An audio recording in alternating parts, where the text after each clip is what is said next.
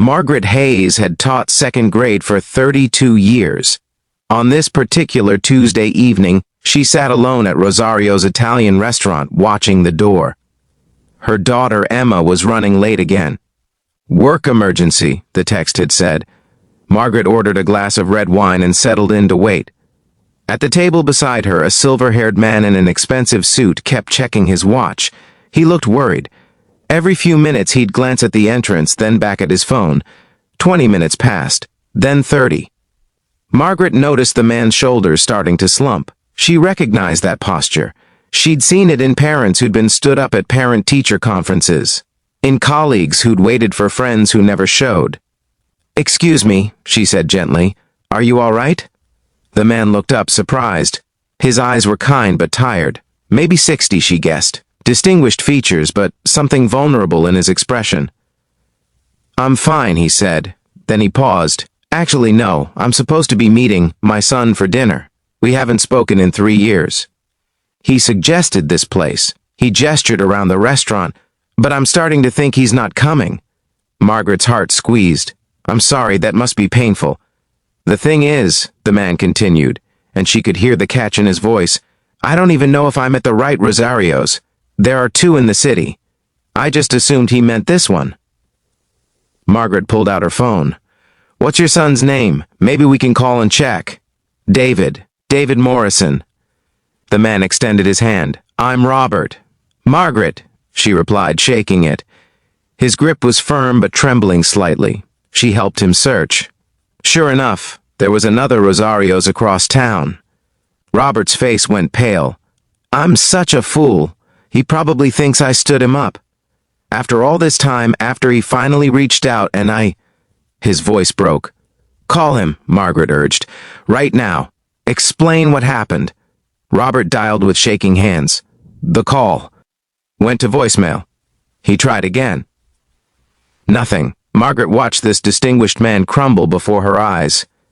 She thought about her own daughter, probably still at the office, and how easily life could slip away from us while we were busy with other things. "Robert," she said firmly, "how far is the other restaurant?" 20 minutes, maybe 25. "Then let's go, right now. We'll get there before he leaves." "We?" Robert looked confused. "My daughter canceled on me anyway, and I'm not letting you face this alone." She stood up, gathering her coat. "Come on." Something in her teacher voice must have worked, because Robert stood too. They left money on their tables and hurried to the parking lot. In Robert's car, a sleek sedan that still smelled new, he began to talk. The words poured out like water from a broken dam. "I missed everything," he said, navigating through evening traffic. "I missed his baseball games, his graduation. I was building a company, making money, thinking I was providing for him. But I wasn't there. His mother and I divorced when he was 12. He chose to live with her. I told myself it was fine, that he needed space, but really, I was relieved. I didn't know how to be a father.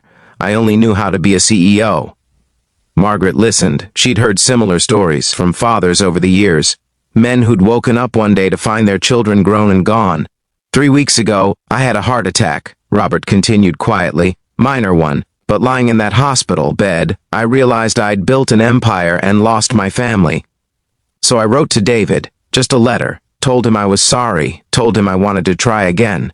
And he responded," Margaret said. "He did. He suggested dinner. Tonight.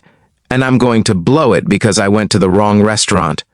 "No," Margaret said firmly. "You're not going to blow it. You're going to get there, and you're going to tell him the truth. That you made a mistake, but you drove across the city to fix it. That's what matters." They pulled up to the second Rosario's with 5 minutes to spare. Through the window, they could see a younger man sitting alone at a table. He had Robert's eyes. Robert sat frozen in the driver's seat. "I can't do this," he whispered. "What if he hates me?" Margaret put her hand on his arm. "Robert, I've been a teacher for 32 years. I've seen hundreds of children grow up. And you know what I've learned? Most children don't want perfection from their parents. They just want you to show up. They want you to try." She opened her car door. "Now come on. Your son is waiting." Inside, David stood when he saw his father. His expression was guarded but not hostile. I'm sorry, Robert said immediately. I went to the wrong location. I drove across town as fast as I could. I was so afraid you'd leave. David's expression softened slightly. I waited. I wasn't sure you'd come at all.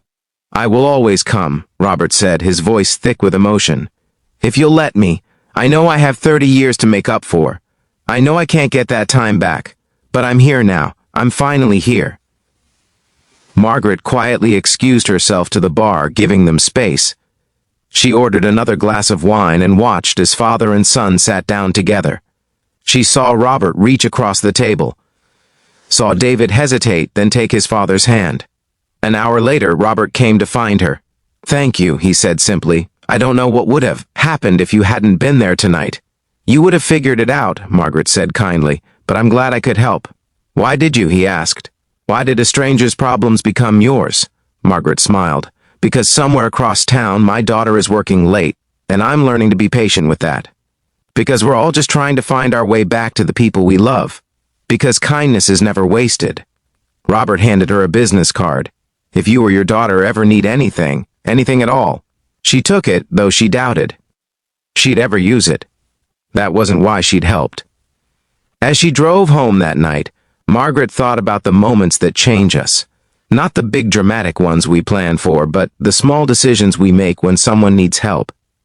She thought about Robert and David, sitting together over pasta, rebuilding something precious that had nearly been lost forever, and she thought about how sometimes being in the wrong place at the wrong time is exactly where you're meant to be. 3 months later, she received a wedding invitation. David Morrison was getting married, and his father would be walking beside him. There was a handwritten note inside, "Please come. You helped us find our way back to each other. We'd be honored to have you there." Margaret went. She sat in the back and cried happy tears as she watched Robert and David stand together, whole again. Sometimes the greatest acts of kindness are the simplest ones. Noticing someone in pain, offering help, showing up. That's all any of us can do.